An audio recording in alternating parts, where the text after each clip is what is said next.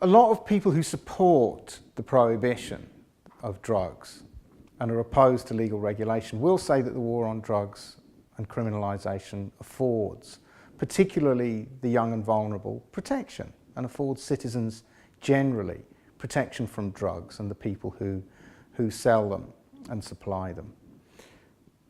And that people who support legal regulation are looking to take away that protection and leave young and vulnerable people even more vulnerable. The fact is it's the other way round, and what is called protection is in fact a protection racket.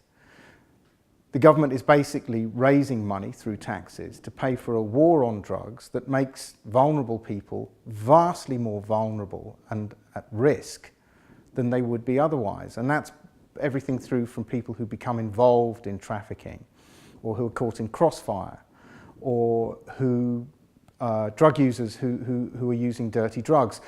At every level, the way that the war on drugs works is not to protect anybody, and in fact to make people even more vulnerable than they were before. It's the job of responsible government, though, to actually protect those people. And what we would say is that legal regulation clearly enables the government to intervene and offer genuine protection, particularly to the young and vulnerable. Not only that, the scam, the sham that prohibition affords protection is particularly egregious when it comes to the state. Because as we said in a previous clip, what the war on drugs does is create a speed and ferocity, a wealth and firepower for non-state actors to actually undermine the entire state if it's vulnerable enough. So worse than being a protection racket, where if you pay your money, you actually get protected by the mafia, this is an endangerment racket.